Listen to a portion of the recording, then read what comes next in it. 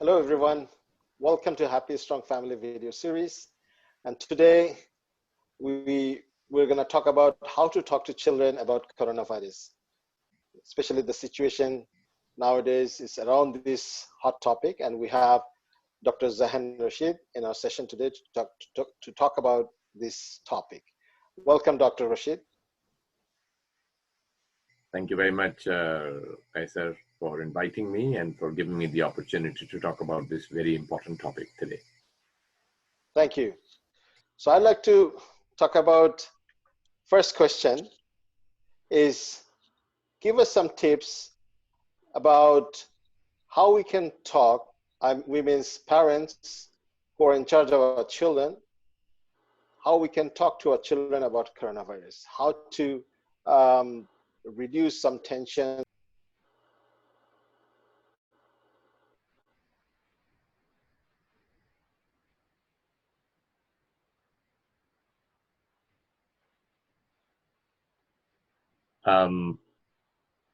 Your mic has been hit by a silence button, so I can't hear you.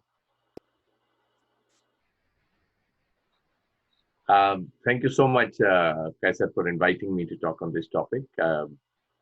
Coronavirus issue indeed is something that is nowadays being mentioned so often that I think children of all ages can be taking away different lessons, different concerns.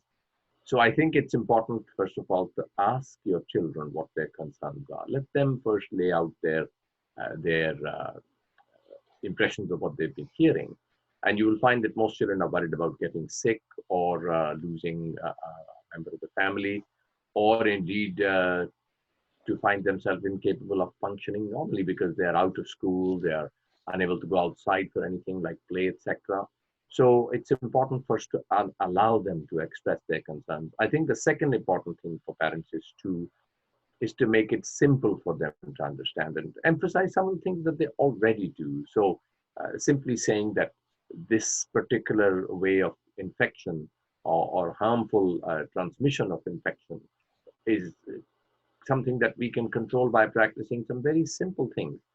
And before we go to that practice, we also mentioned that it's important that we think of this matter as a family, as a community, so that its influence is largely going to be more serious on older people, and particularly people who may have already some previous illnesses like blood pressure, diabetes, heart disease, or other respiratory illnesses.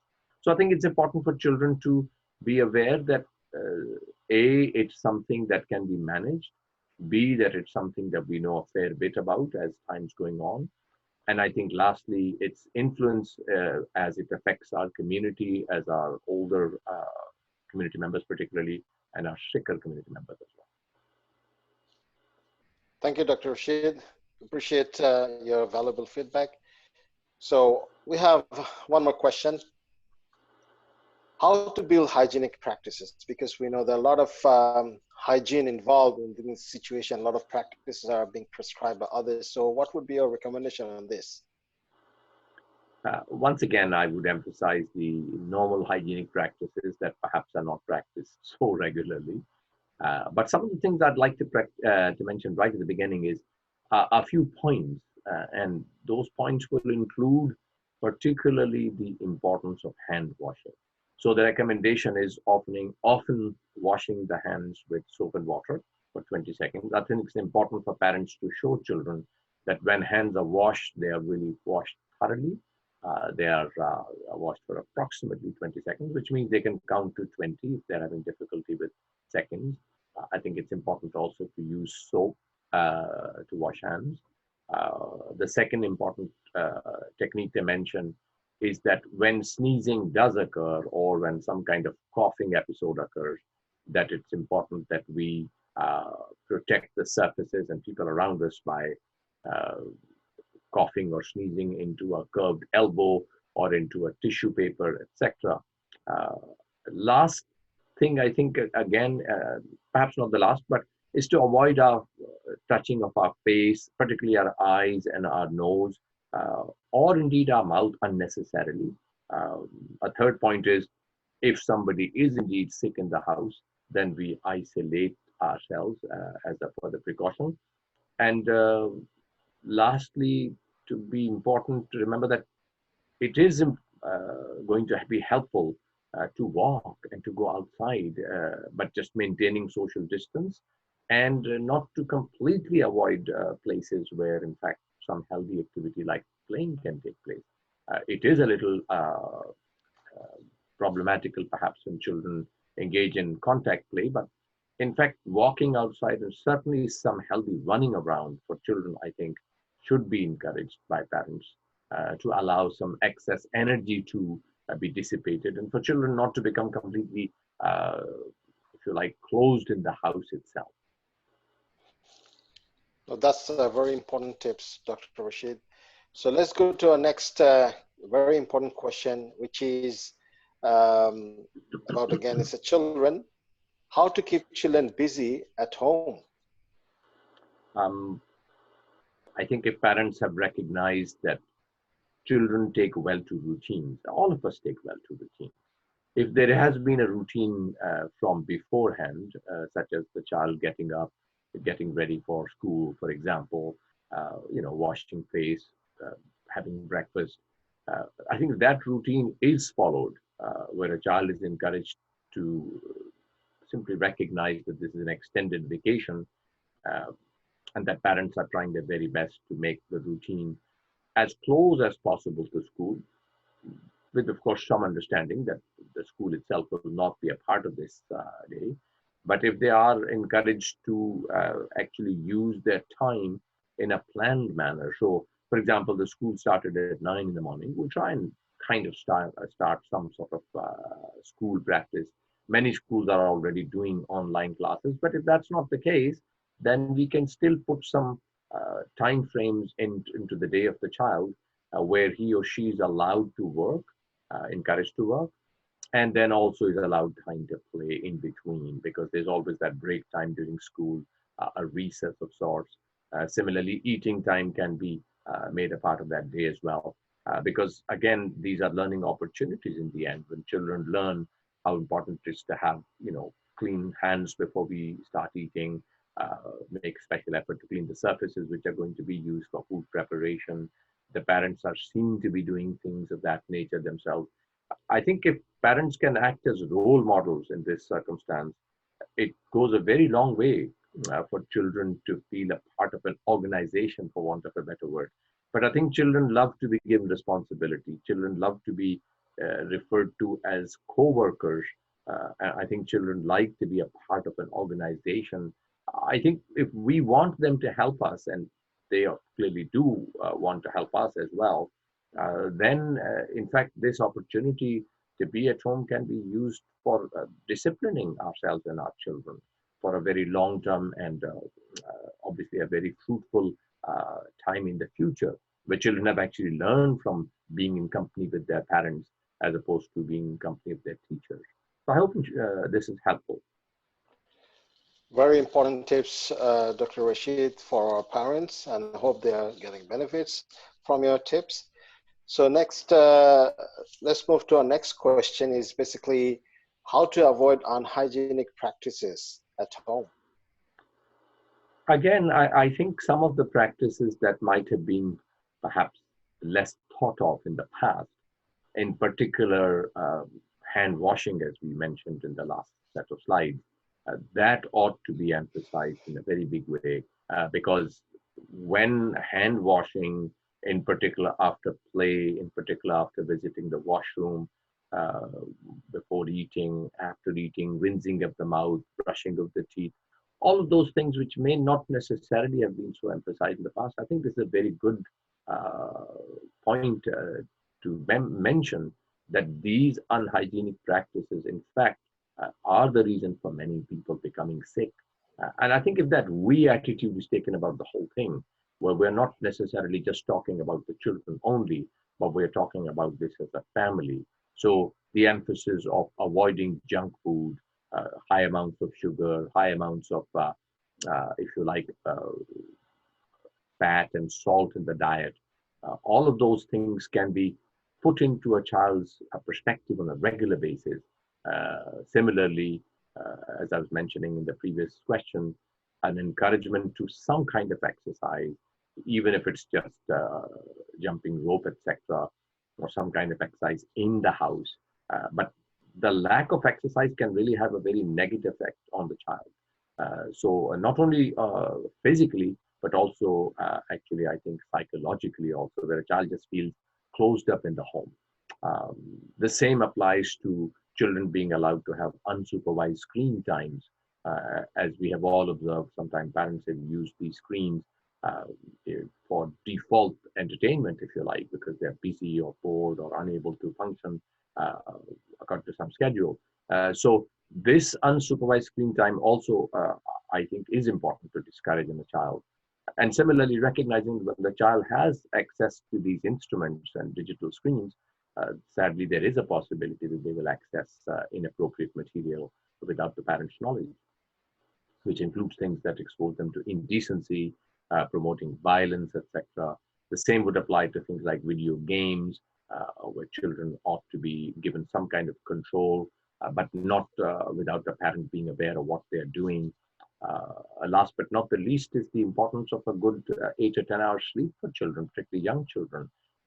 That it's well proven from studies that a poorly sleeping child is a poorly disciplined child, is a child who will be more difficult to manage because of tiredness and inappropriate sleep practices. So I hope these tips are somewhat helpful in avoiding some of the unhygienic practices that potentially can occur in homes. Thank you, Dr. Rashid. I personally find it very helpful for me. Definitely, I'll take this to my family and make sure we follow it, and hopefully our parents' audience also getting benefits of it. So now we can go to our next question, or maybe I can have a before going to next question, I think a little bit of highlights on the habits, Dr. Rashid. So this slide has just been put there to also think of some of the other things that perhaps don't come to mind, uh, such as when we watch too much, uh, particularly the exposure to media, which sadly there is a lot of negativity with, we tend to become more, if you like, pessimistic in our thinking. When we find a lot of bad news, we start to think that the world is just comprised of a lot of bad things happening. And that's simply not true. There's a lot of good things happening. I'm sure you've seen people helping each other.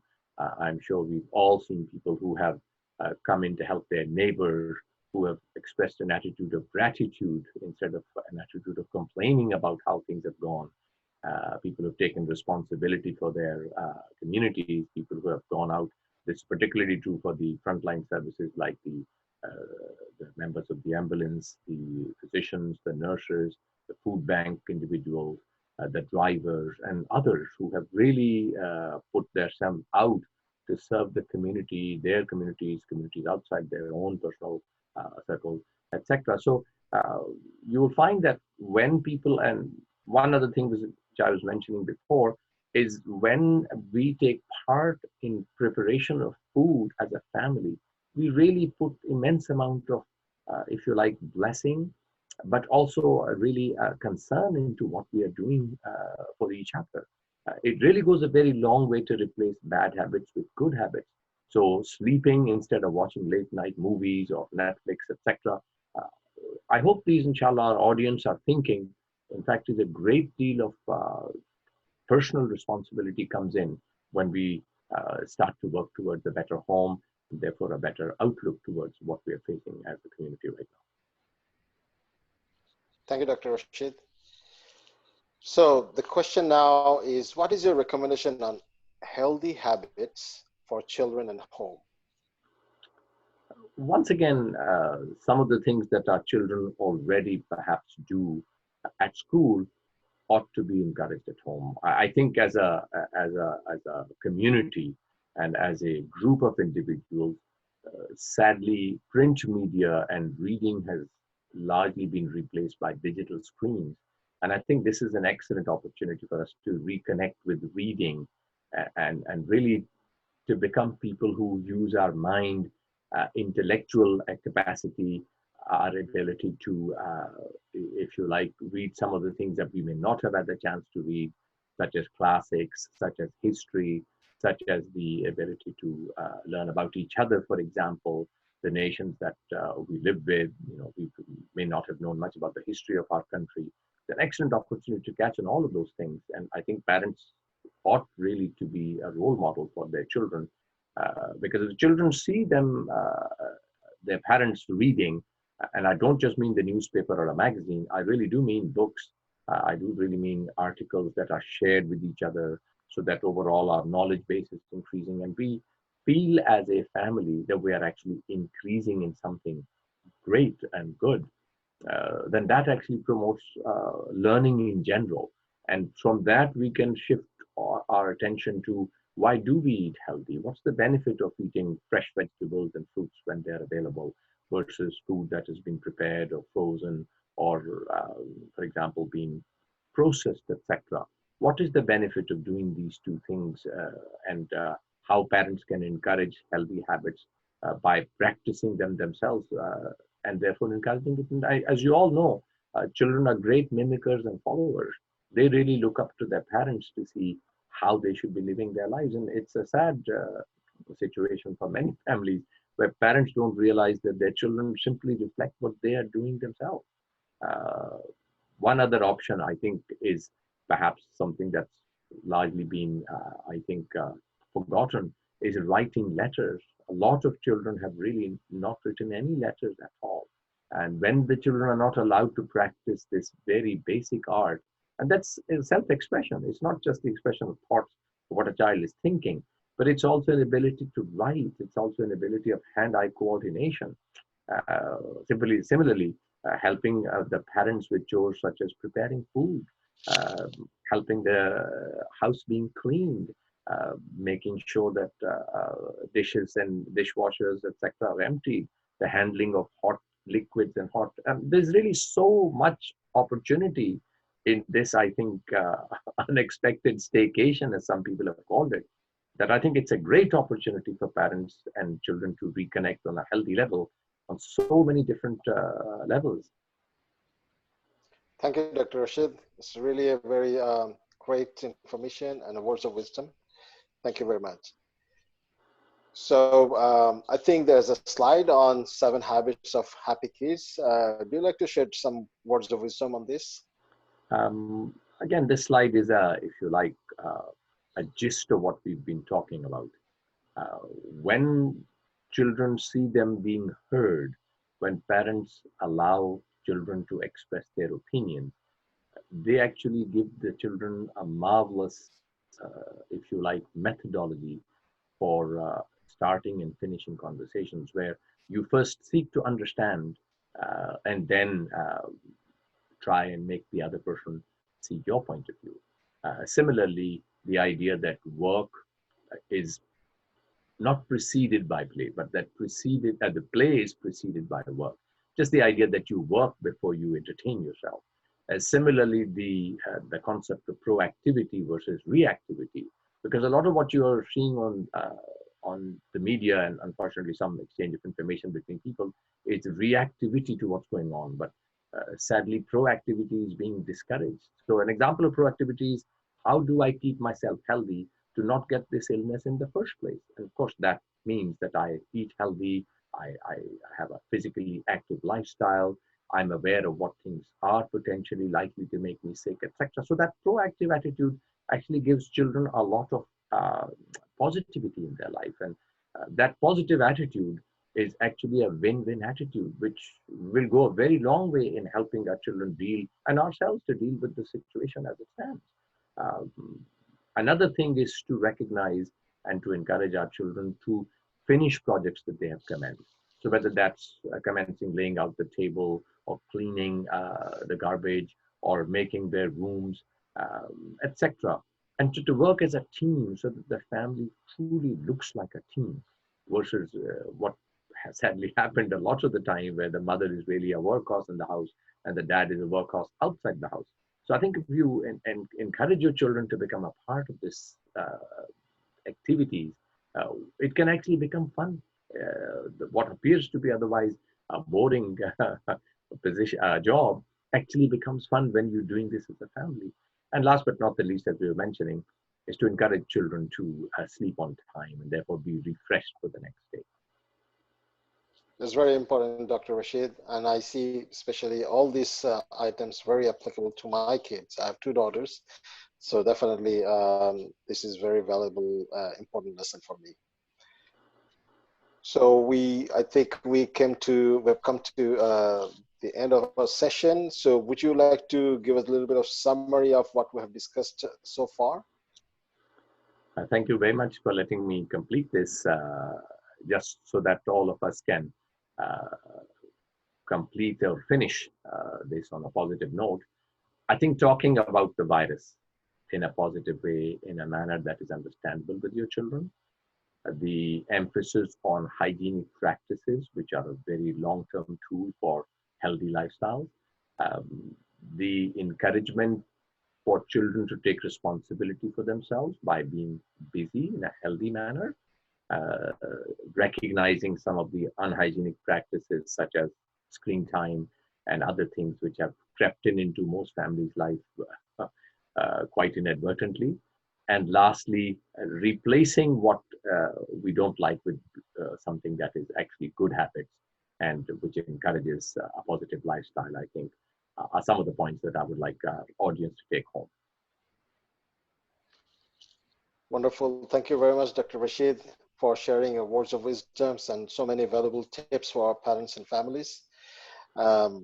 And I'd like to, thank you again. And I'd like to thank to our audience, parents, and whoever is watching our video. Thank you very much for staying with us. And please visit us and like us in our Facebook, which is facebook.com/happy.strong.family, and our website, happy.strong.family.com. And please feel free to email us with your comment, concern, questions for us to address your issues and concerns. So I'd be happy to be in touch, and definitely stay tuned and subscribe to our YouTube channel. And we'll be happy to be with you with more new videos. Thank you very much. Thank you.